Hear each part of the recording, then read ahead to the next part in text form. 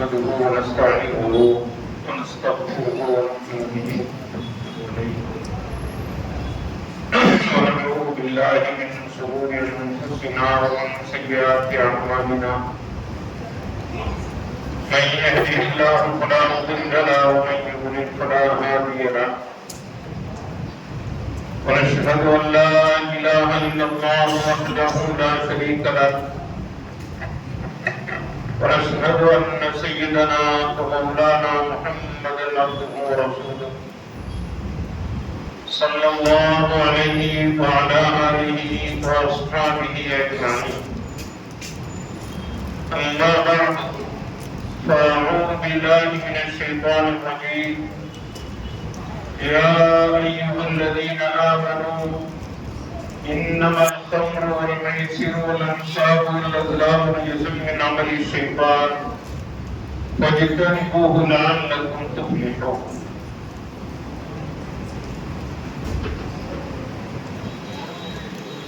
صدق الله مولانا العظيم நிறைவை வாழ்வழித்து நெடுநிலத்தை காப்பதற்கு மறைநிலை இறைவனுக்கு நம்பில்லாமல் சத்தியத்தின் திருத்தூதாய் இத்தரையில் வந்து நின்ற சப்புனரான ஸல்லல்லாஹு அலைஹி வஸல்லம் அவர்கள் அவர்களும் கிளையார்கள் குடும்பத்தார்கள் சஹாபாக்கள் தாபியீன்கள் தபா தாபியீன்கள் வலிமார்கள் நாதாக்கள் நல்லோர்கள் சுத்தீகங்கள் சுலஹாக்கள் சாலிஹீன்கள் நம் அனைவர் மீதும் அல்லாஹ்வின் அன்பு மரணம் குறைவின்றி நிறைவேற்றும் அனைத்து துஆவும் கனவழியே விடுத்திருக்கக்கூடிய சிறப்பு விருந்தினர்கள் ஜம்இய்யத் உலமா தர்மபுரியினுடைய தலைவர் செயலாளர் பொருளாளர் அஹ்லுஸ் சுன்னத்தினுடைய நிர்வாக மக்கள் மஸ்ஜிதினுடைய கமிட்டியார் இங்கே அமர்ந்திருக்கும் ஆலிம் பெருமக்கள் தொலபாக்கள் சமுதாயத்தினுடைய பிரமுகர்கள் வாலிபர்கள் அன்பு தாய்மார்கள் அத்தனை பேருக்கும் என் சலாம் அஸ்ஸலாமு அலைக்கும் வரஹ்மத்துல்லாஹி வபரகாத்துஹு.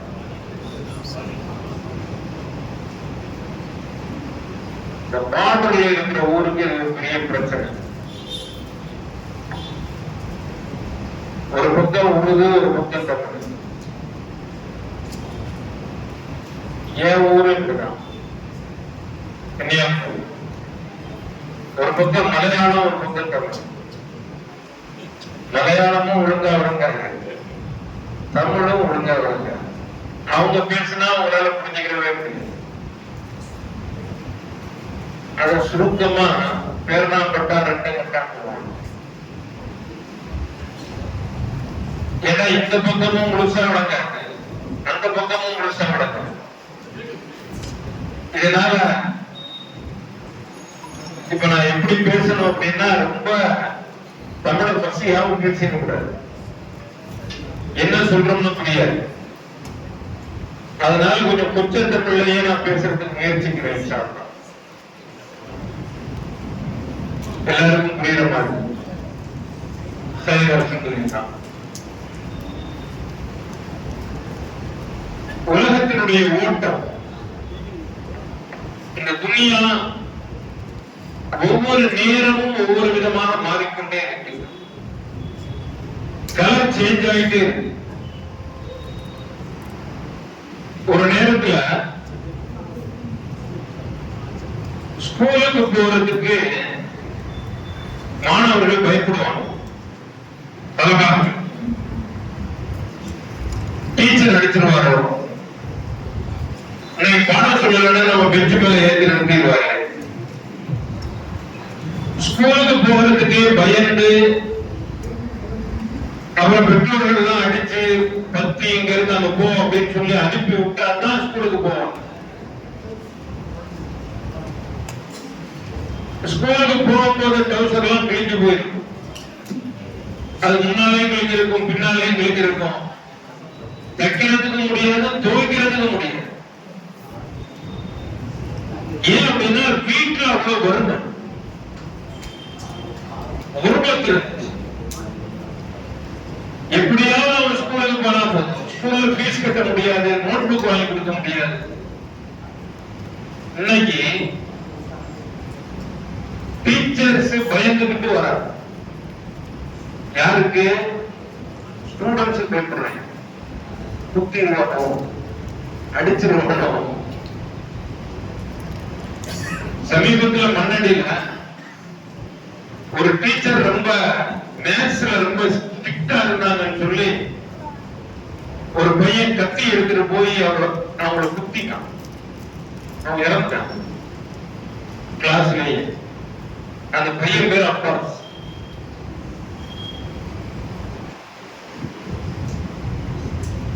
போடுற ட்ரெஸ் ஒரு நேரத்துல போட்டு போட்டு கிழிஞ்சது, இப்ப கிழிச்சுக்கிட்டு போட்டுக்கிறான். என்னடா இங்க தெரியுது அங்க தெரியுதுன்னு பார்த்தா அதான் பேசுறது. நீங்க எல்லாம் இன்னும் அப்டேட் ஆகவே இல்ல, மாடலா இருக்கீங்க. நான் மாடலா இருக்கிறதுக்கு என்னடா தெரியும்? ஜீன்ஸ் போட்டுட்டு டிஷர்ட் போட்டுட்டு புதுவா ஓடுங்க நண்பர்கள, பாக்குறதுக்கு எவ்வளவு நல்லா இருக்கும். மனிதர்களுடைய நிலை இப்பொழுது மாறிக்கொண்டே இருக்கு. குடும்பத்தான் இப்ப இல்ல, எல்லாத்தையும் பணம் இருக்கு, காசு இருக்கு. சாப்பிடுறதுக்கே காசு இருக்காது. அதனால ஓடி ஓடி உழைச்சாங்க, இங்க போக அங்க போக. இப்ப சாப்பிட்டுட்டு ஓடுறோம். ஏன்னா அது சிரிக்கணும். காலையில ஆமா ஜிம், காலையிலையும் வாக்கிங் போகணும், சாயந்தரமும் வாக்கிங் போகணும். என்னப்பா டாக்டர் சொல்லியிருக்கிறார். என்ன டாக்டர் சொல்லியிருக்கிறாரு? ஏன் மளிகை கடையில் உள்ள ஜாமான்லாம் என்கிட்ட இருக்கணும். சுகர் இருக்குது, சோடியம் இருக்கு, பொட்டாசியம் இருக்கு, எல்லாம் நிறைய இருக்குது. அதனால சால்ட் இருக்கு. இதெல்லாம் கரையணும் தான் நடந்துகிட்டே இருக்கணும். இப்படி உலகத்தினுடைய போக்கு எல்லா விதமான நிலைகளிலும் மாறிக்கொண்டே இருக்கிறது. உலகம் மாறும் பொழுது அது முஸ்லிம்கள் காப்பிர்கள் என்ற வித்தியாசம் இல்லை, மனிதர்களையும் அது பாதிக்கிறது. எனவே உலகத்தோடு இயந்து போகின்ற எல்லோரும் அந்த நேரத்தில் நாம எப்படி இருக்கணும் அப்படிங்கறத கவனிச்சுதான் போக வேண்டியது. ஆனால் இஸ்லாம் எல்லா காலத்திற்கும் ஒரே அளவுகோலை தான் வைத்திருக்கிறது. ஸ்கேல் வந்து ஒன்னாதான். இஸ்லாம் மாறாது, தீன் மாறாது. இமாம் மாலிக் ரஹ்மத்துல்லாஹி அலைஹி அவர்கள் சொல்லுவார்கள், உங்களை நீங்கள் சரியான உம்மத்தாக திருத்திக் கொள்ள வேண்டும் என்றால் சஹாபாக்கள் எதன் மூலம் திருத்தினார்களோ அதன் மூலம் உங்களுடைய வாழ்க்கையை நீங்கள் அமைத்துக் கொள்ளுங்கள். இப்ப எல்லாம் விதவிதமா வந்துருச்சு. ஆனா மனிதர்களை தான் பார்க்க முடியுது. உங்களுக்கு சமீபத்தில் கூட ஒரு 2 நாளைக்கு முன்னால ஹைதராபாத்ல இருந்து பெங்களூருக்கு பஸ் வருது. 2 பேரும் நேரம் எங்க போய் மூடலாம்? எங்க மூடுறாங்க? ஆமா, அது ஒன்றும் தெரியாத சமாச்சாரம் இல்லையே. பஸ்ல மோதல, எங்க போய் மோதிட்டான்? டீசல் டேங்க்ல போய் மோதிட்டான். ஏன்டா டீசல் டேங்க்ல போய் மோதலாம் அப்படின்னு பார்த்தா, அவன் 2:30 மணிக்கு அவனுடைய ஃபுட்டேஜ் வருது. போதையில பெட்ரோல் டேங்க்ல பெட்ரோல் போட்டுக்கிட்டு இருக்கான் அவனுடைய பைக்கு. அவன் சாதாரணமாக போய் மோதல, போதையில போய் மோதிட்டான். 2 பேரும் யார், எவ்வளவு வயது இருக்கும் அவர்களுக்கு அப்படின்னா 18 இருந்து 20 வயது கூட. 18 வயசு 20 வயசு தான் இருக்கு. இவர் மோதினதுனால என்னாச்சு? சந்திரமண்டலத்துக்கு போனாரா 22 பேர். இன்னும் யார் யார் போறாங்கன்னு தெரியல. பஸ்ல இருந்த அப்பாவி மக்கள் எல்லாரும் எங்க போயிட்டாங்க? உலகத்தை விட்டே போயிட்டாங்க. சாதாரணமான இறப்பாக இருந்தால் பரவாயில்லை, எப்படி இருக்கும் பாருங்க. தீ எரிஞ்சுக்கிட்டு இருக்குது, வெளியே போக முடியும். அந்த நேரத்தில் அந்த மனிதர்களுடைய நிலை எப்படி இருக்கிறது?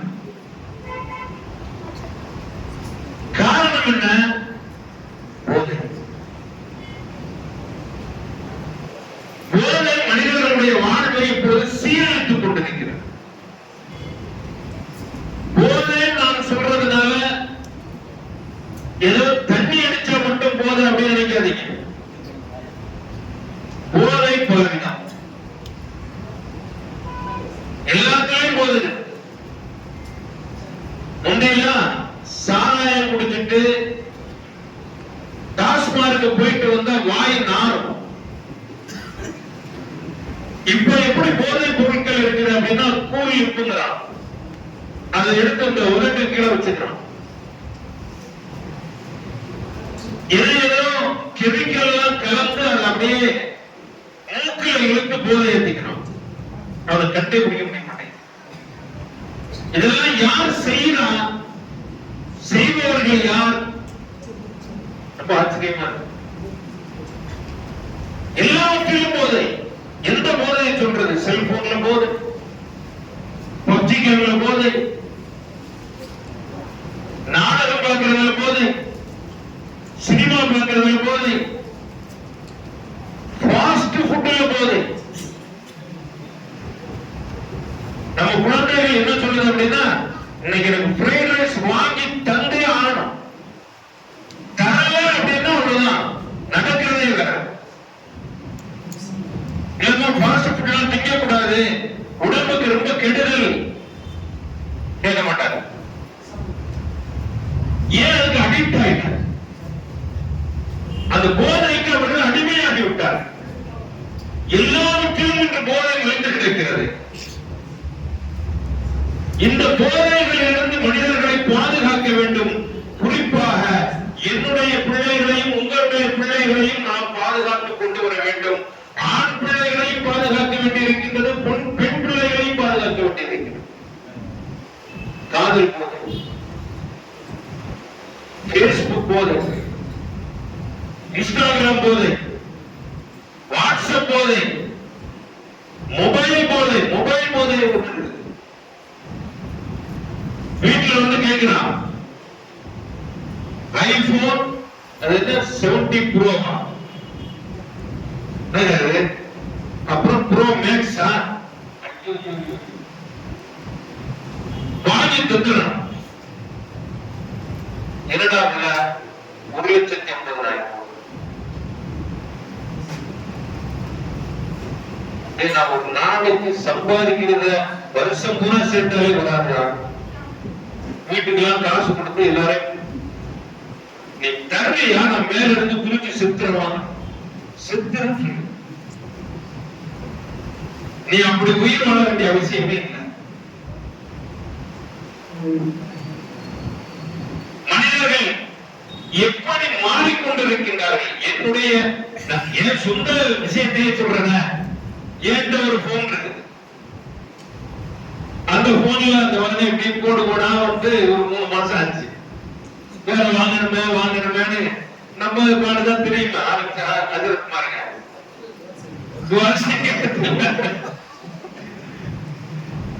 எப்படா மாத்துறதுன்னு யோசிச்சுட்டு இருக்கும்போது என் பையன் என்கிட்ட வந்து கேட்கிறான்,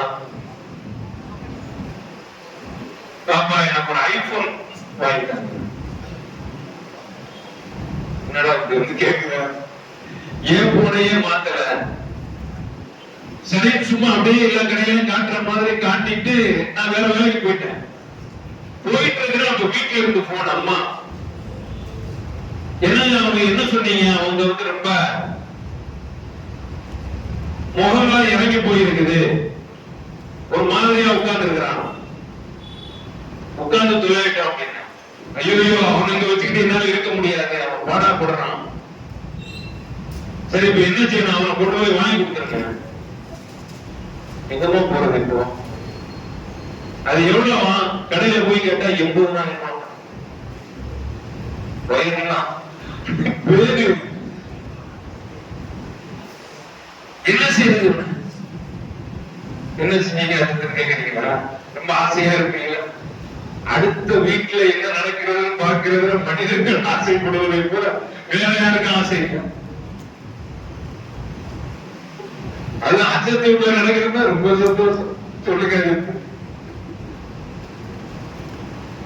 இப்ப புதுசா ஒரு போதை இன்னும் ஒரு 3 மாசத்துக்கு தொடரும், பிக் பாஸ் போதை. 9 மணி ஆயிடுச்சுன்னா டான் எல்லாரும் முன்னால உட்காந்துறாங்க. 10 மணிக்கு பயான் சொல்லி 11 ஆச்சு வர்றதுக்கு அது 9 மணிக்கு அப்படின்னா எல்லாம் வந்து உட்காந்து போதை எப்படியெல்லாம் மனிதரை மாற்றுகிறது. எந்த போதைக்கும் ஒரு முஸ்லீம் அடிமையாக கூடாது. இது எல்லாமே போதை. போதையினுடைய அடையாளங்கள் என்ன? அறிஞர்கள் மக்கள் போதைக்காக வேண்டிய அடையாளங்களை சொல்லுகின்றார்கள். போதை என்ன செய்யும் என்றால் இஸ்லாத்தினுடைய அடிப்படையை அது தகர்த்துவிடும். போதை இஸ்லாமிய அடிப்படையை தகர்த்துவிடும். இஸ்லாத்தினுடைய அடிப்படை என்ன? இஸ்லாம் மொத்தம் 5 காரியங்களுக்கு பாதுகாப்பு கொடுக்கிறது. 5 காரியங்களுக்கு இஸ்லாம் பாதுகாப்பு கொடுக்கிறது. முதலாவது தீன். நம்முடைய இஸ்லாம் பாதுகாக்கப்பட வேண்டும். தீன் பாதுகாக்கப்பட வேண்டும். இரண்டாவது அறிவு பாதுகாக்கப்பட வேண்டும். ஆற்றல். மூன்றாவது மனிதனுடைய கண்ணியம், அவருடைய மரியாதை பாதுகாக்கப்பட வேண்டும். மானம். நான்காவது அவருடைய மால் பொருள் பாதுகாக்கப்பட வேண்டும். ஐந்தாவது அவருடைய நப்ஸ் உயிர் பாதுகாக்கப்பட வேண்டும். ஒரு மனிதன் போதைக்கு அடிமையானால் இந்த 5ம் பாழாக்கப்படும். அது சாராயம் குடிச்சு தண்ணி அடிச்சுதான் போதை எத்தனுங்கிறது கிடையாது. வெறும் செல்போன் போதையினால இந்த 5 பாதுகாக்கப்படாது. 5ம் அழிந்துவிடும். 5ம் அழிந்து யாரோ மாட்டிக்கிட்டு இருக்கிறான். என்னுடைய பிள்ளைகளும் மாட்டிக்கொண்டிருக்கின்றார்கள். உங்களுடைய பிள்ளைகளும் மாட்டிக்கொண்டிருக்கின்றார்கள். உலகத்தினுடைய எல்லா குழந்தைகளும் இதில் மாட்டிக்கொண்டிருக்கின்றன. குழந்தைகள் மட்டும் மாட்டவில்லை, பெரியவர்களும் இதில் மாட்டிக்கொண்டிருக்கின்றார்கள். போதையினுடைய பெரிய அடையாளம் என்ன தெரியுமா? போதையினுடைய பெரிய அடையாளம் நாம் அந்த போதைக்குள் போகின்றோம் என்றே தெரியாது. நாம எவ்வளவு மாட்டிக்கிட்டு இருக்கிறோம் தெரியாது. அப்படியெல்லாம் நான் இல்லை அப்படின்னு சொல்லுவான். ஆனால் அவனையும் அறியாமல் கொஞ்சம் கொஞ்சமாக அதற்குள்ளே அவன் போய்கொண்டே இருப்பான். கோயம்புத்தூர்ல ஒரு பெரிய ஸ்கூல். அந்த ஸ்கூல்ல 10th ஸ்டாண்டர்ட் படிக்கிற மாணவர்கள் 10 பேர். அந்த ஸ்கூலுடைய பேரை சொல்லக்கூடாது, அதனால நான் சொல்லல. 10 பேர் முஸ்லிம் பிள்ளைகள். ஸ்கூல்ல வந்து உட்கார்ந்து கிளாஸ்ல அப்படியே பார்த்துட்டே இருக்கான். மேத்ஸ் டீச்சர் வராரு, கெமிஸ்ட்ரி டீச்சர் வராரு, பிசிக்ஸ் டீச்சர் வராரு.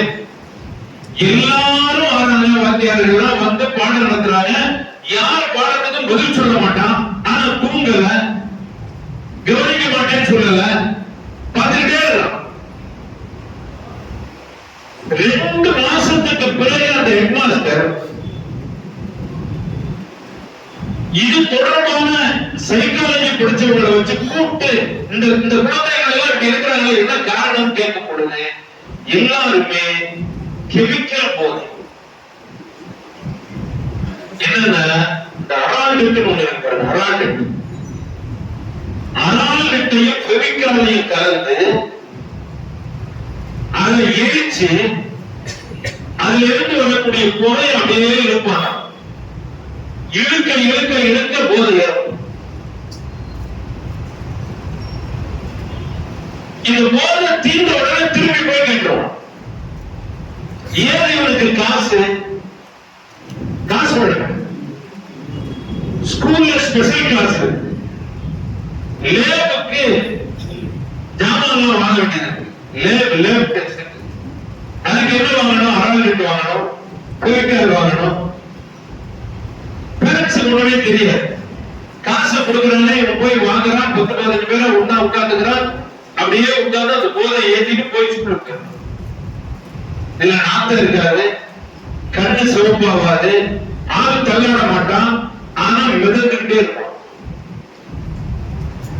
இருக்கிற மாதிரியே தெரியும், மிதந்துகிட்டே இருக்கும். அது ஒரு முஸ்லீம் நடத்தக்கூடிய ஸ்கூலு. அந்த 10th பிள்ளைகளை வச்சு அவர் ஒரு முடிவு பண்ணிட்டாரு, இனிமேல் நான் ஸ்கூலே நடத்த போறதில்ல, இந்த பேச்சோட ஸ்கூலை இழுத்து மூடிடுறேன்னு அந்த வருஷத்தோட க்ளோஸ் பண்ணி. நமக்கே தெரியும் அது எப்படி எப்படி செல்போன் வச்சிருக்கோம்.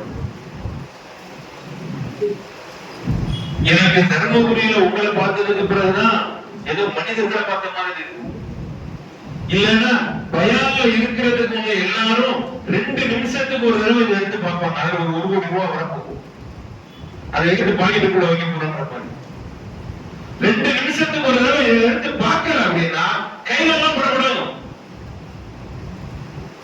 சிந்தனை இருக்காது ஒழுங்கா. எல்லாரும் உட்கார்ந்து பேசிக்கிட்டு இருப்போம். குடும்பத்துல அப்பா இருப்பாங்க, அம்மா இருப்பாங்க, சகோதரிகள் இருப்பாங்க, எல்லாரும் இருப்பாங்க. எல்லாரும் உட்கார்ந்து பேச பேச ஒருத்தர் எடுப்பார். அவர் எதை எடுப்பார், எதை எடுத்து பார்ப்பாரு? செல்போன்ல என்ன பார்ப்பாரு? முதல்ல என்ன பார்ப்பான்? ரொம்ப அவசரமா நம்ம என்ன பார்ப்போம்? புரியுதா? வாட்ஸ்அப் வேற. அதாவது தவறு இல்ல, இததான் முதல்ல பாக்குறோம் அப்படின்னு எதை பார்ப்போம்? அததான் பாக்குறதுக்கு மனசு தூண்டும். கால் வர்றது பிரச்சனை இல்லை, அதை எடுத்து பேசலாமே. செய்தி பார்க்கணும், நியூஸ். நியூஸ் வந்து ஹராம் இல்ல, ஹராம் இல்லைன்னு சேர்த்தா போடுறான். முதல்ல நியூஸ பார்ப்பார், அவ்வளவுதான். அப்புறம் அதை எங்க கொண்டு போகும்? அப்படியே அடுத்தது கொண்டு போகும். அதுக்குள்ள இருந்து உங்களை இழுத்துக்கிட்டே இருக்கும்.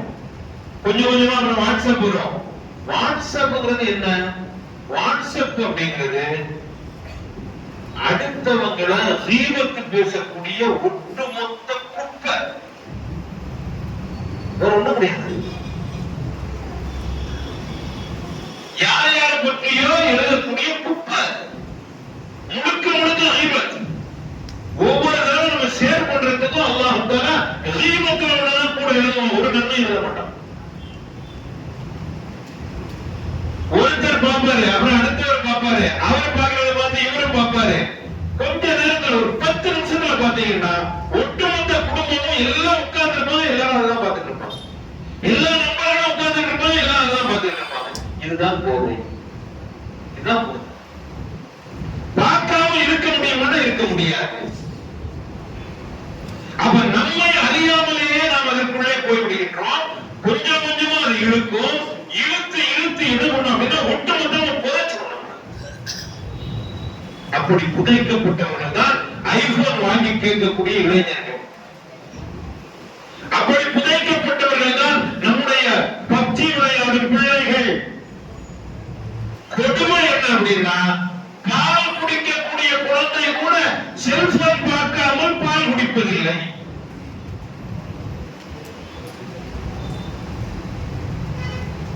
இமாம் ஷாஃபி ரஹ்மத்துல்லாஹி 7 வயதில் குர்ஆனை மனனம் செய்தார்கள். எத்தனை வயசுல? 7 வயசுல ஹாஃபிஸ் ஆயிட்டாங்க. அடுத்த 9வது வயதில் மார்க்கத்தினுடைய அனைத்து சட்டங்களையும் கரைத்து குடிக்கக்கூடிய இல்மை தேடி சென்று விட்டார்.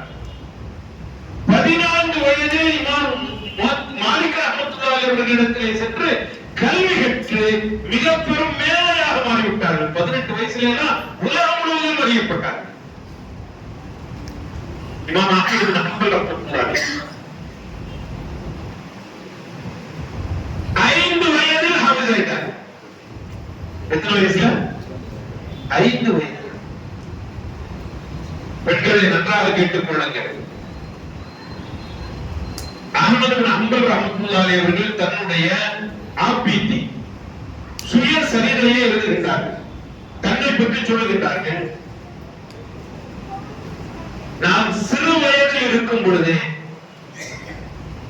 பகதாதினுடைய கடுமையான குளிர் நிறைந்த இரவுகளில் நல்ல குளிர் அடிக்கும். தர்மபுரியோட அதிகமா குளிர் இருக்கும். இப்ப இல்ல, குளிர்காலத்துல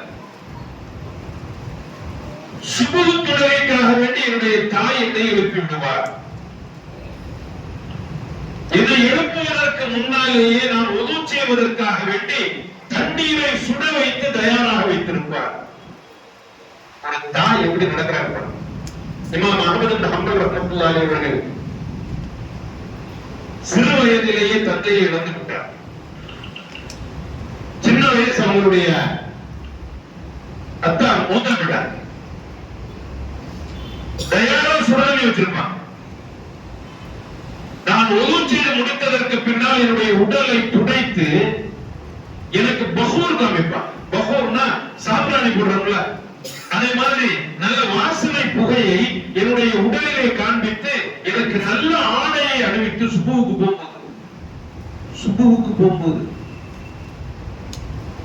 நல்ல ஆடையை அணிவித்து ஜில்பா தன்னுடைய புர்காவை எடுத்து போட்டுட்டு என்னுடைய கையை பிடித்துக் கொண்டு ஜாமியா மஸ்ஜிதுக்கு போயிடுவாங்க. ஒரு தாய் தன்னுடைய பிள்ளையை, அதுவும் சின்ன குழந்தைய எங்க கூட்டிட்டு போறாங்க? சுபு தொழுவதற்காக கூட்டிட்டு போறாங்க. நான் சுபு தொழுது விட்டு அந்த நேரத்தில் ஜாமியா மஸ்ஜிதினுடைய இமாம் உஸ்தாது சொல்லக்கூடிய பாடங்களையும் கேட்டுவிட்டு வெளியே வரும் வரை படியிலேயே உட்கார்ந்திருப்பார்கள். இமாம் அஹ்மது பின் ஹம்பல் ரஹ்மத்துல்லாஹி எழுதுறாங்க.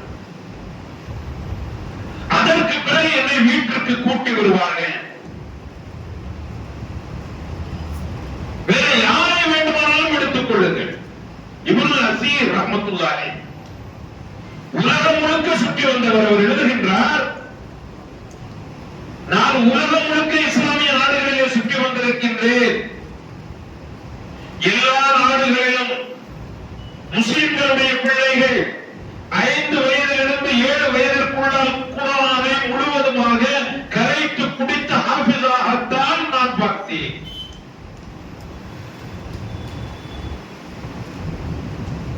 அப்படியே இந்த காலத்துக்கு அது அப்படியே விட்டுருக்கு.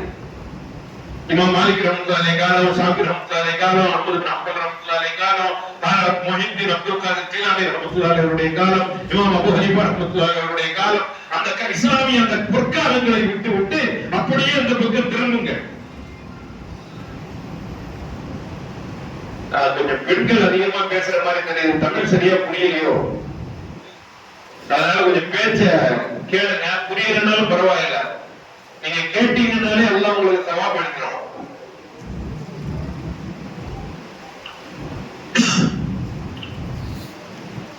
அப்படியே இந்த காலத்துக்கு உங்களுக்கு சொல்லிட்டு இருக்கேன். அப்படியே இந்த காலத்துக்கு வந்துருங்க. குத்துப்பாட்டு போட்ட டான்ஸ் ரோட்ல பாட்டு போட்ட வீட்டுக்குள்ள பாடு. அந்த குழந்தை ஏதாவது தப்பா பாடிட்டா அப்பா ரொம்ப எடுத்து கொடுக்குறாரு. இந்த உரைப்பா தப்பா இருக்கு, லிரிக்ஸ் சரியில்லை, அதை கரெக்ட் பண்ணு. இன்னா இல்லாஹி வ இன்னா இலைஹி ராஜிஊன். எப்படி வந்தது? அங்க எப்படி 5 வயசுல இருந்து 7 வயதுக்குள்ளால் எல்லாரும் ஆகிள்ளாங்க. அதே குழந்தைகள் தான் இங்கே சினிமா பாட்டுகளை பாடியும் குத்து டான்ஸ் ஆடியும் இந்த குழந்தைகள் எப்படி மாறி இருக்கின்றார்கள்.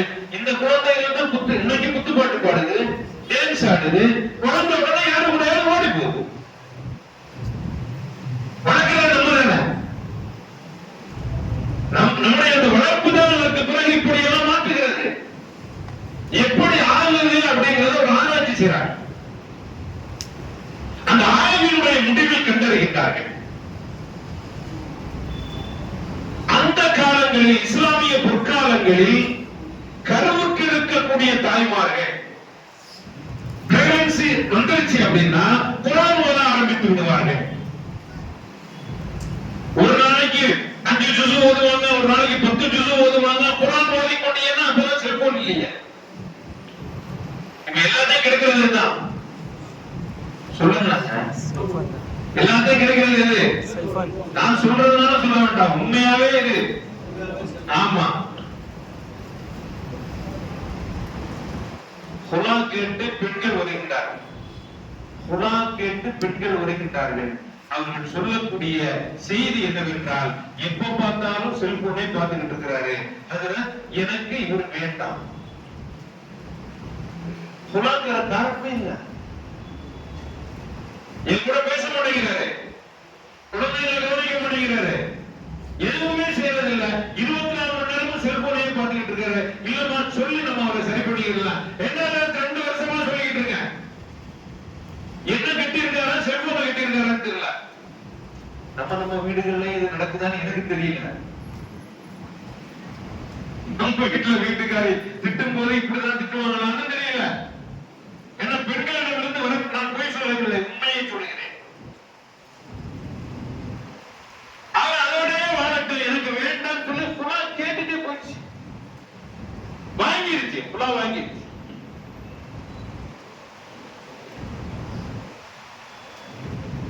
அவ எல்லாவற்றையும் கிடைக்கக்கூடிய செல்போன் போதை. அன்றைக்கு குரான் ஓதிக்கொண்டே இருந்தார்கள் பெண்கள். ஹம்முல இருக்கக்கூடிய அந்த குழந்தை அந்த குரானை கேட்டுக்கொண்டே இருந்தது. அந்த குழந்தை இருக்கு பாருங்க, அது கேட்டுக்கிட்டு ஒன்றை புரிந்து கொள்ளுங்கள், இந்த உலகில் அல்லாஹ் எல்லாவற்றுக்கும் உணரும் திறனை வைத்திருக்கின்றான். உணரும் திறனை வைத்திருக்கின்றான். எங்க ஊர் பகுதிகளில் தென்னை மரம் சில நேரங்கள்ல சரியா காய்க்க. எங்க ஊர் பகுதிகளில் அதிகமாக பணம் கொடுக்கக்கூடிய பயிர் தேங்காய், நல்ல தேங்காய் விளை. சில மரங்கள் சரியா காய்க்க. அது காய்க்கிறதுக்கு என்ன செய்வாங்க அப்படின்னா, உலக்க தெரியுமா? உலக்க பார்த்திருக்கீங்களா? இப்ப உள்ள குழந்தைகளுக்கு தெரியாது. மாவடிக்கிறதுக்காக வேண்டி கடப்பாற மாதிரி இருக்கும், நல்ல பெருசா இருக்கும். அந்த உலக்கையை எடுத்து தென்னை மரத்தை குத்துவான்.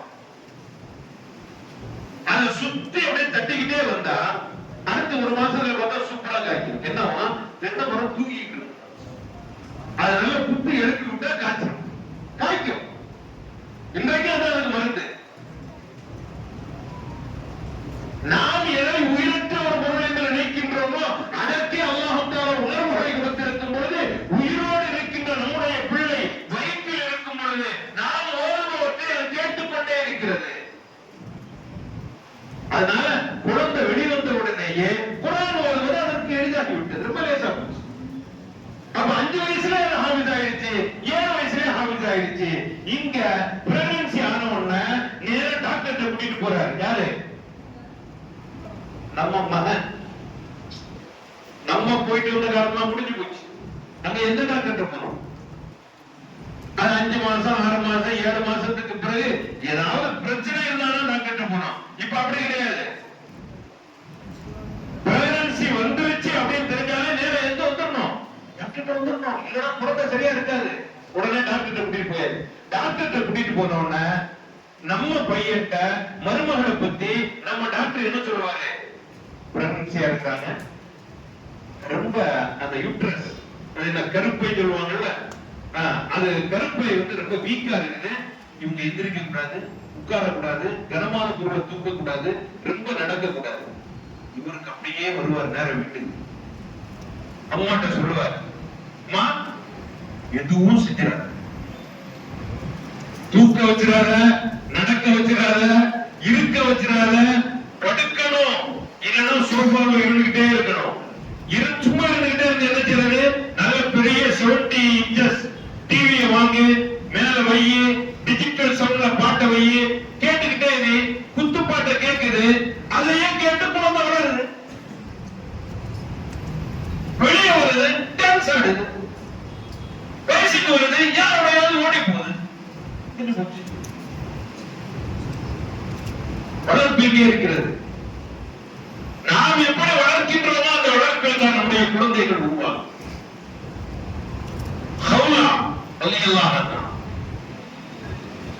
பெருமானார் ஸல்லல்லாஹு அலைஹி வஸல்லம் அவர்களுடைய காலத்தில் வாழ்ந்து அதற்கு உமரலியல்லாஹுடைய காலத்தில் மரணித்த ஒரு அற்புதமான சஹாபியா பெண்மணி,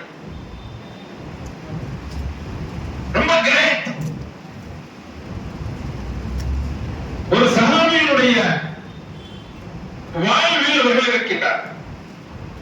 அந்த சஹாபி என்ன செஞ்சாங்க, திடீர்னு பேசிக்கிட்டே இருக்கும் பொழுது அந்தி அலைய கவஹரி உம்மி அப்படின்றார். அப்படின்னா என்ன, அந்த காலத்தில் அரபுகளிடத்தில் இந்த வார்த்தையை சொன்னால் அது தலாக் சொல்லுவதை போல, உன்னுடைய முதுகு என்னுடைய தாயின் முதுகை போன்று இருக்கிறது, என்னுடைய தாய் எப்படி எனக்கு மகரமோ அதே போல நீ இருக்கிற மகரம், நான் உன்னை இனிமேல் வச்சுக்கிட்டு இருக்க முடியாது, என்னுடைய தாயை போன்றவள் நீ. இந்த வார்த்தை வகை வந்ததற்கு பிறகு முதலாக அந்த சஹாபி தான் தன்னுடைய மனைவியை பார்த்து சொல்லுகிறார். அது வரைக்கும் நடக்கலாம். நம்ம அவசரத்துல சொல்லுவோம் பாருங்க, உன் வீட்டுக்கு போ, இனிமேல் நிறைய நினைக்காத, இதெல்லாம் அடிக்கடி சொல்லக்கூடாது. இதெல்லாம் கினாயமான வார்த்தைகள். கினாயமான வார்த்தைகளை அடிக்கடி மனைவியிடம் உபயோகித்தால் ஒரு கட்டத்தில் அது தலாக்குடைய ஸ்டேஜுக்கு எடுத்துக்கணும். ரொம்ப கவனமாக இருக்கணும். அதே மாதிரி மனைவிமார்களும் நீ என்னோட இருந்து வாழ்ற, நீ போ எங்கேயாவது, இதெல்லாம் பேசவே கூடாது. இதெல்லாம் ஒரு விதமாக நான் உன்னுடைய பந்தத்திலிருந்து பிரிய போகின்றேன் என்பதற்காக வேண்டி சொல்லப்படக்கூடிய வார்த்தை. இது ஹதீஸை சொல்லிட்டு வரும்போது நான் இடையில சொல்லக்கூடியது. இப்ப ஹதீஸ்க்கு வாங்க. இவர் சொல்லிட்டார், இதுவரையிலும் ஷரியத் வந்ததற்கு பிறகு இப்படிப்பட்ட வார்த்தையை சொல்லி இதற்கு என்ன செய்வது அப்படிங்கிறதுக்கு தெரியாது.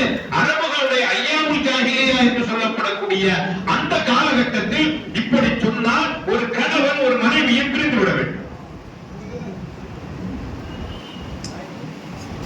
திரும்பி ஒரு வார அவர் வந்து சொல்றாரு தன்னுடைய மனைவி இடத்துல, நான் தெரியாம சொல்லிட்டேன், ஒண்ணு இல்ல, நீ ஒண்ணு நினைச்சுக்காத வா அப்படின்னு சொன்ன உடனே அந்த பெண்மணி சொல்லுகின்றார்கள், இல்ல நீ சொல்லிட்டீ, சொன்னதற்கு பிறகு இனிமேல் அதை வாபஸ் வாங்க முடியாது. இதற்கு என்ன விடை என்று பெருமானார் ஸல்லல்லாஹு அலைஹி வஸல்லம் அவர்களிடத்திலே சென்று நான் கேட்டு வாங்கி வரும் வரை நான் உங்களோடு வாழ முடியாது அப்படின்னு வந்துட்டாங்க. வந்த நேரம் பெருமானார் ஸல்லல்லாஹு அலைஹி வஸல்லம் அவர்களிடத்தில் வந்து இருக்கிறாங்க. அந்த ஆயிஷா ரலியல்லாஹு அன்ஹா அவர்கள் பக்கத்தில் இருக்கிறாங்க. ஆயிஷா ரலியல்லாஹு அன்ஹா அவர்கள் தான் இந்த ரிவாயத்தை எடுத்து சொல்லுகிறார். ஒரு அற்புதமான உரையாற்றுகின்றார்கள் அந்த பெண்மணி. அப்பவே அவங்க ரொம்ப அழகா கவிதை நடைய உரையாடக்கூடிய பழக்கம் உடையவர். அதையெல்லாம் ரொம்ப நேரம் சொல்லிட்டு இருந்தேன்னா நேரம் போய்கொண்டே இருக்கும், நான் எளிதாக அதை சொல்லி விடுகின்றேன்.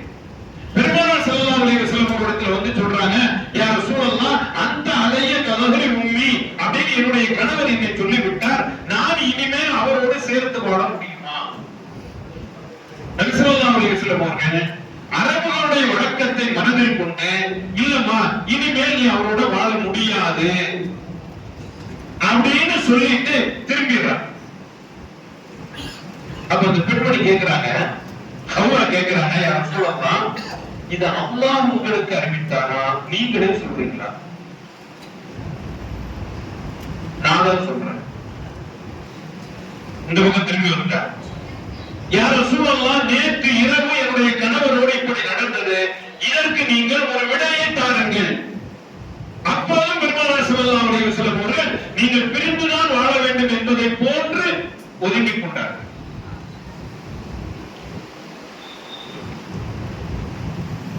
அப்போதும் ஒதுங்கிக் கொண்டார். திரும்பி மூணாவது கேட்டார். அப்போதும் பெருமானார் ஸல்லல்லாஹு அலைஹி வஸல்லம் அவர்கள் பதில் சொல்லவில்லை. அந்த பெண்மணி என்ன சொல்றாங்க, யா ரசூலல்லாஹ் என்னுடைய கணவர், அவருக்கு என்னுடைய நிஸ்பத்தை நான் கொடுத்துட்டேன். பிள்ளைகள் எல்லாம் சின்ன சின்ன குழந்தைகளாக இருக்கின்றார்கள். குழந்தைகள் எல்லாம் சிறிய சிறிய குழந்தைகளாக இருக்கின்றார்கள். அந்த குழந்தைகள் என்னிடத்தில் வளர்ந்தால் நான் அவர்களுடைய உணவுக்கு என்ன செய்வேன்? அவருடைய தேவை என்னால் நிறைவேற்ற முடியாது. அவர்தான் சம்பாதிச்சுட்டு வரணும். இல்லை, என்னுடைய கணவரிடத்தில் நான் ஒப்படைத்து விட்டால் அந்த குழந்தைகள் தாய் இல்லாமல் வீணாக போய்விடுவார்கள்.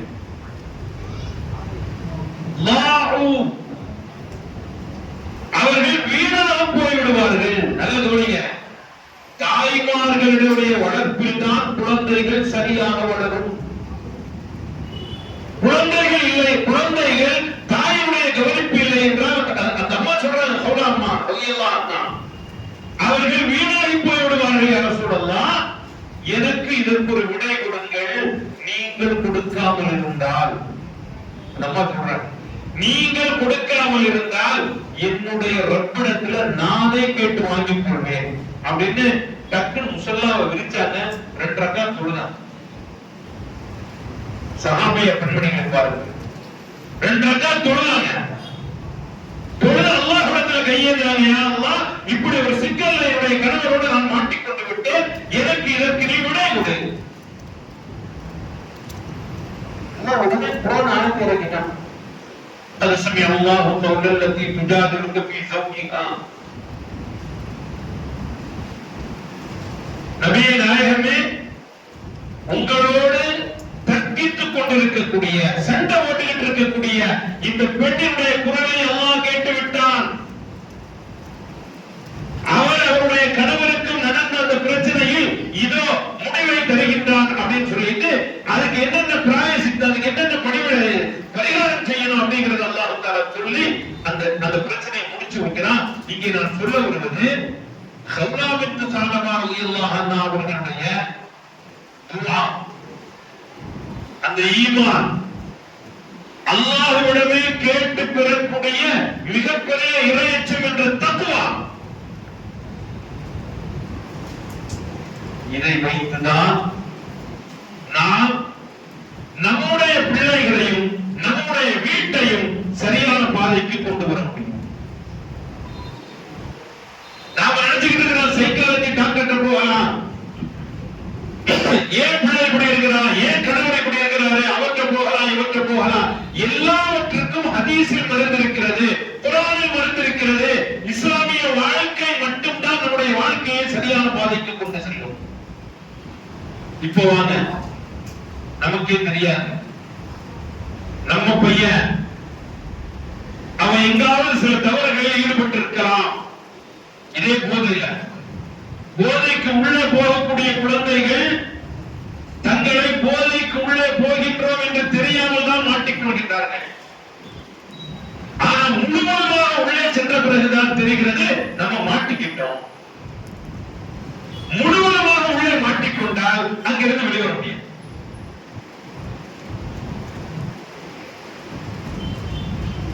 सर्वे का 1922-96 इसकी यूजली क्या है, और ट्रैफिक हो गया है तो गाड़ी से भी इसके कारण आगे निकाल है ताकि ट्रैफिक क्लियर हो जाए, गाड़ी निकालना है इमरजेंसी था। 1922-96 है। அவரை பார்த்தா அவன் கரெக்டா ஸ்கூலுக்கு போவான், கரெக்டா காலேஜுக்கு போவான், கரெக்டா வேலைக்கு போவான், எல்லாமே செய்வான். அவனே சொல்லுவான், பாருங்க அப்பா வேலைக்கு போறனா, கரெக்டா காலேஜுக்கு போறனா, சம்பளம் கொண்டு வந்து கொடுக்குறனா, அப்புறம் என்ன பாவா ஏன் என்ன சந்தேகப்படுறீங்க, அவன் மாட்டிக்கிட்டு இருப்பான். எல்லாரும் மாதிரி இருந்தாலும் நானும் காலேஜுக்கு போறேன், எல்லாரும் மாதிரி இருந்தாலும் நானும் ஸ்கூலுக்கு போறேன், எல்லாரும் மாதிரி இருந்தாலும் நானும் வேலைக்கு போறேன்னு அவன் நம்ம ஏமாற்றுவான், அவனையும் ஏமாற்றிக் கொள்வான். ஒரு கட்டத்தில் பார்க்கும் பொழுது அவன் முழுக்க முழுக்க போதைக்கு அடிமையாக கிடப்பான். போதை நான் சொல்றது சாராயம் குடித்து வரதையோ டாஸ்மாக் போறதையோ சொல்லல, நவீன போதை பொருட்கள், நவீன போதை பொருட்களினுடைய சந்தையாக இஸ்லாமிய மஹல்லாக்களை சமூக விரோத சக்திகள் ஆக்கிக் கொண்டிருக்கின்றன. சென்னையில பெரிய போதை கடத்தல் கும்பல், ஏறத்தாழ ஒரு 1000 கோடிக்கு அதிபர், 2 பேரை பிடிக்குது போலீஸ், 2 பேரை பிடிக்கிறார். 1000 கோடிகளுக்கு அதிபர், பெரிய காபி ஷாப் வச்சிருக்கிறாரு. தீனுடைய மஜ்லிஸ்ல நடந்துக்குவாரு. எங்கங்க எங்க நடந்துக்குவாரு? தீனுடைய மஜ்லிஸ்ல நடந்துக்குவாரு. ஒரு பெரிய முகர்ரிருக்கு நிறைய பணம் இருக்கிறாப்புல அவரையும் ஒரு பார்ட்னரா வச்சிருக்கிறாரு. எனக்கும் ரொம்ப தெரியும் அவரை. இந்த போதை கும்பலினுடைய தலைவனாக அவர் செயல்பட்டார் என்று போலீஸ் பிடிக்கும்.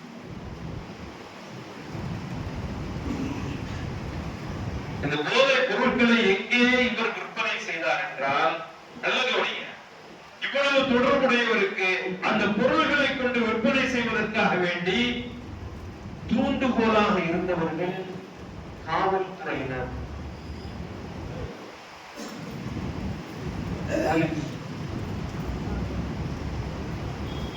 அதிர்ச்சியா இருக்குது. அந்த போலீஸ் எங்க கொண்டு போய் விற்பனைக்காக வேண்டிய ஆளை பார்க்குது அப்படின்னா, முஸ்லிம்கள் நிறைந்து வாழக்கூடிய பகுதிகளில் அந்த இளைஞர்களை மூளை செலவு செய்கிறது.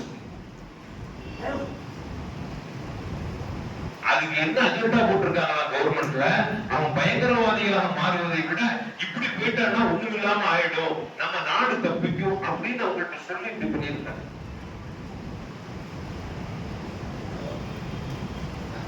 ரொம்ப உஷாரா இருக்க வேண்டிய ஒரு நாடகம், மிக மிக கவனமாக இருக்க வேண்டிய நேரம். நான் இதையெல்லாம் உங்கள்கிட்ட சொல்லிட்டேன். இப்ப இதுல இருந்து எப்படி அவர்களை நாம் தடுப்பு, எப்படி தடுக்கிறது, இது எப்படி போதைக்கு எப்படி அடிக்ட் ஆவாங்க அப்படிங்கறத உங்களுக்கு சில அடையாளங்கள் சொன்னேன். ஒன்று அடையாளங்கள் என்ன, உதாரணமா அப்படியே விரிச்ச மாதிரி பார்த்துருக்கோம், எது சொன்னாலும் கேட்டுக்கிறோம், உங்களுக்கு சந்தேகமே வராத மாதிரி நடந்துக்கிறோம். ஆனா திடீர்னு ஆள் பதட்டமாயிடும். ஆள் என்னவா, அது என்ன சொல்லுவாங்க, பதட்டத்துக்கு உறுதல் என்ன சொல்லுவாங்க, பக்கா பக்கா ரகதியாவா, ஹைரான் ஆயிடுவான், ஹைரான் ஆயிடுவான். எந்த காரணமும் இருக்காது, ஹைரானா இருப்பான். நீங்க ஏதாவது ஒண்ணு சொல்லிட்டீங்கன்னா திடீர்னு நடுக்க வந்துடும். அது எப்படி வரும், எனக்கு உங்களுக்குமே. நாம ஒரு போதைக்கு அடிமை. எந்த போதை, என்ன சொல்லிட்டு இருக்கேன், எந்த போதை, செல்போன் போதை. எப்படி வரும்னு சொல்லவா, நீங்க செல்போனை பார்த்துக்கிட்டே இருக்கீங்க, ஏதோ வாட்ஸ்அப்ப பாக்குறீங்க, பேஸ்புக்க பாக்குறீங்க, ஏதோ ஒண்ணு பாக்குறீங்க, உங்க மனைவி உங்கள்ட்ட இருந்து அந்த செல்போனை பிடிக்கிட்டாங்க. எப்படி இருக்கும், எப்படி கோவம் வரும், அந்த செல்போனையே போட்டு தூக்கி உடைச்சிடும். இதுதான் போதை, இதுதான் போதை. என்னுடைய மகன் இது போன்ற ஒரு நிலைக்கு வந்து விட்டால் புரிந்து கொள்ளுங்கள், அவன் போதையின் அடிமையாக மாறிவிட்டான். அவன் திருத்தம். அதான் நான் சொன்னேன், நாம திருத்தறதுக்கு இல்ல, குழந்தைய பால் பிடிக்கிறதுக்கு உருளைக்கிழங்கு எங்கே கொண்டு போகிறாய் அப்படின்னு செல்போன்ல பாட்டு வச்சு கேட்கிறான். டாக்டர் வச்சு அது 2 மாசம் ஆச்சு அந்த குழந்தைக்கு. அந்த குழந்தை பால் குடிக்கும் போது செல்போனை பாக்குது, இன்னான் இல்ல. திரும்பி அது பால் குடிக்கணும்னா அந்த செல்போன் இல்லாம அது பால் குடிக்க மாட்டேங்குது. அப்ப இந்த குழந்தை வளர வளர வளர எதற்கு அடிமையாக மாறும்,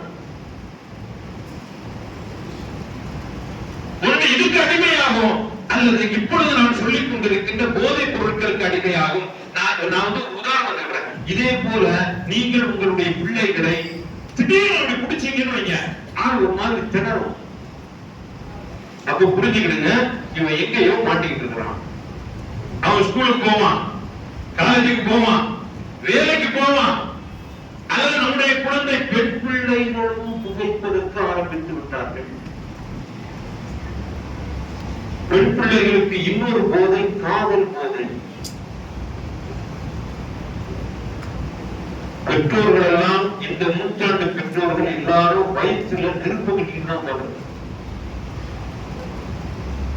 ஆம்பளை பசங்களையாவது எங்கேயாவது முடித்து சரி பண்ணிடலாம், பொம்பளை பிள்ளைங்களை என்னன்னே சொல்ல முடியும். படிக்க வைக்கிறோம், அவங்களை அறிவாளியாக்குறோம்னு நம்ம நினைக்கிறோம். அது படிக்க போதா பிடிக்க போதான்னு தெரிய மாட்டேங்குது. எவ்வளையாவது பிடிச்சிட்டு முடியும். எல்லாம் முடிஞ்சதுக்கு பிறகு அத்தா பள்ளிவாசல் முத்தமிழியா இருக்கும். மஸ்ஜிதுக்குள்ள தலை நிமிர்ந்து அவரால் வர முடியும். எவ்வளவு பெரிய கேவலத்தை உண்டாக்குறோம் அப்படிங்கிறது கூட அந்த குழந்தைக்கு தெரியாது. ஏன்? அந்த போதையில் அது மயங்கிடுச்சு. இந்த போதையில் இருந்து நாம் எப்படி இவர்களை வெளியே கொண்டு வரும்? முதலாவது சீக்கிரம் அதை முடிச்சிருக்க. முதல்ல ஒண்ணு புரிஞ்சுக்கிடுங்க, நம்முடைய பிள்ளைகளோடு பழகக்கூடிய நண்பர்களும் நம்முடைய பெண் குழந்தைகளோடு பழகக்கூடிய தோழிகளும் யார் என்று பாருங்கள். நபி ஸல்லல்லாஹு அலைஹி வஸல்லம் அவர்கள் சொன்னார்கள், ஒரு நல்ல நண்பன் அல்-கலீசு ஸாலிஹ், ஒரு நல்ல நண்பன்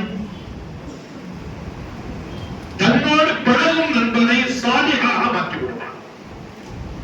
ஒரு கெட்ட நண்பன், கொல்லனுடைய உலையை நீங்கள் பக்கத்தில் உட்கார்ந்தால் எப்படி உங்கள் மீது அந்த நெருப்பு விழுந்து அந்த துணி எரிந்து விடுமோ, அல்லது குறைந்தபட்சம் அந்த புகையாவது நாற்றம் அடிக்குமோ, அதே போல உங்களை அவன் மாற்றி விடுவான். எனவே நட்பு பழகக்கூடிய இடத்தை முதலில் பாருங்கள். அவன் யாரோட பழகுறான்? பழகுறவனையும் கூட இப்ப கண்டுபிடிக்க முடியல. நம்பி போயிடுறானுங்க, ரிசார்ட்டுக்கு போயிடுறான், எங்கேயாவது ஃபாரஸ்டுக்கு போயிடுறான். சமீபத்தில் நான் கொடைக்கானல் போயிருந்தேன். கொடைக்கானலுக்கு உள்ள போறேன், டீப் ஃபாரஸ்ட் உள்ள போறோம். ஒரு 2 பெண்கள், 2 இளைய பெண்கள், 2 இளைய பெண்கள், ஒரு 3 பசங்க, ஒரு 3 இளைய பெண்கள், ஒரு 3 பசங்க, இப்படியே குரூப்பா நடந்து போயிட்டே இருக்கிறோம்.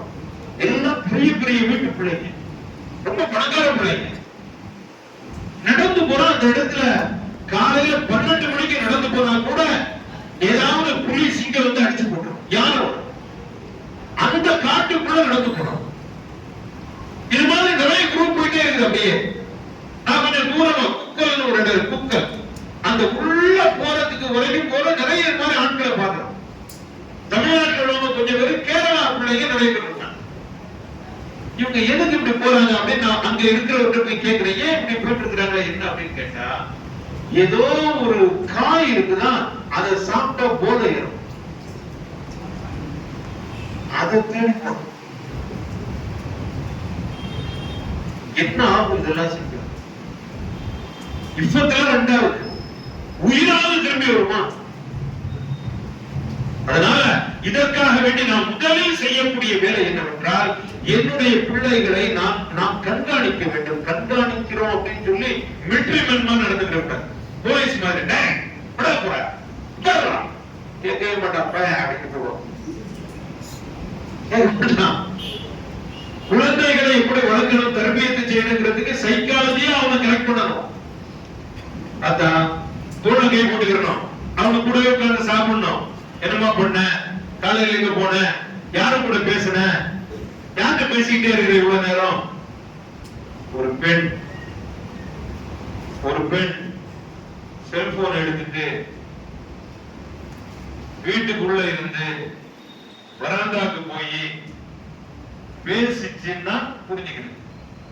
முடிஞ்சதுன்னா முடிஞ்சது. என்னமா பேசுன? ஸ்கூல்ல அல்லது காலேஜ்ல ஒரு சின்ன சம்பு வச்சு அதை நான் சரி பண்றதுக்கு அப்படியே அவங்க கேட்டேன். அது இங்க உட்காந்து கேட்க வேண்டியதானே? ஸ்கூல்ல சந்தேகம் இருந்தா எங்க இருக்கவங்க ஹால்ல உட்காந்து கேட்கலாம. எதுக்கு வீட்டை விட்டு வெளியே போற, வராந்தாக்கு போற, எதுக்கு சமய கட்டுக்கு போற? இன்னும் அதிர்ச்சியா சொல்லவா, பெண் குழந்தைகள் செல்போனை சட்டைக்கு உள்ளால போட்டுட்டு பாத்ரூம்ல உட்கார்ந்து பேசலாம். என்ன காலத்துல உட்கார்ந்து தெரியும். எப்படியெல்லாம் பார்க்கிறது பெற்றோர்களாக நமக்கு கடமை. நான் ஒண்ணு சொன்ன உங்ககிட்ட, இதுல இருந்து பாதுகாப்பதற்காக வேண்டி முதல் முறை என்ன, அவர்களுடைய நட்பு வட்டாரங்கள், ஃப்ரெண்ட்ஸ் சர்க்கிள். நீங்க சரி பண்ணணும். ஒண்ணு. நம்பர் 2, தீனுடைய வாழ்க்கையை அவர்களுக்கு வாழ கற்றுக் கொடுக்கும். கொஞ்சம் கஷ்டமா இருக்கும், ஆனா அந்த குழந்தையே நினைக்கும், எங்க அத்தா இந்த மாதிரி என்ன வளர்த்ததுனாலதான் நான் இன்னைக்கு நல்லா இருக்கேன். நீங்க கொஞ்சம் கூட பரிதாபப்படாதீங்க. சுபுவுக்கு தண்ணி அடிச்சு நம்ம பையனை கூட்டிட்டு பள்ளி கொண்டு மனைவியையும் பிள்ளைகளையும் தண்ணி தெளிச்சு எழுப்பி சுபுவு தொட வைங்க. சுபுவு தொட விட்டால் அல்லாஹ்வுடைய பாதுகாப்பில் நம்முடைய குடும்பம் வந்திருக்கும். சுபுவை தொலைச்சோம், 8 மணிக்கு எந்திரிக்க ஆரம்பிச்சோம், குடும்பம்னா நாசமாகும். தீனுடைய அடிப்படையில் குடும்பத்தை வளருங்கள். சரி, தீனுடைய அடிப்படையில் நானா செய்ய முடியுமா? 2 நிமிஷம். தீனுடைய அடிப்படையில் நானா போக முடியுமா? போக முடியாது. என்ன செய்யறது? முதல்ல ஒருத்தவங்க கொஞ்சம் பேர் இருந்தாங்க, அல்லாஹ் அக்காது எங்க பார்த்தாலும் மசாயிகள் இருப்பாங்க. அவர்கள்ட்ட போய் பைய செஞ்சு அவர்களுடைய மஜ்லிஸ்ல உட்கார்ந்து நல்ல விஷயங்களை கேட்டு அவங்களுடைய தர்பியத்துல நம்முடைய நானா, நம்முடைய தாதிமார்கள் இவங்க எல்லாம் வளர்ந்தாங்க, நல்ல குழந்தைகளை பெற்றெடுத்தார்கள். இப்ப இல்ல. இப்ப 2 வழிதான் இருக்குது.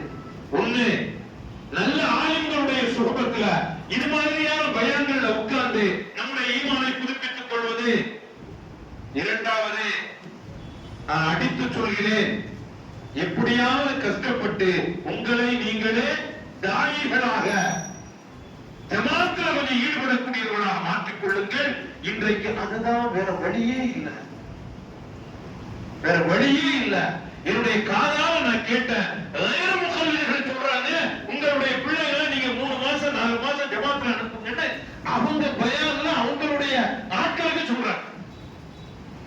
நம்ம வச்சிருக்கிறோம் கையில விட்டுக்கிட்டு இருக்கோம். அல்ஹம்துலில்லாஹ். நான் 2 விஷயங்களை சொல்லிட்டேன்.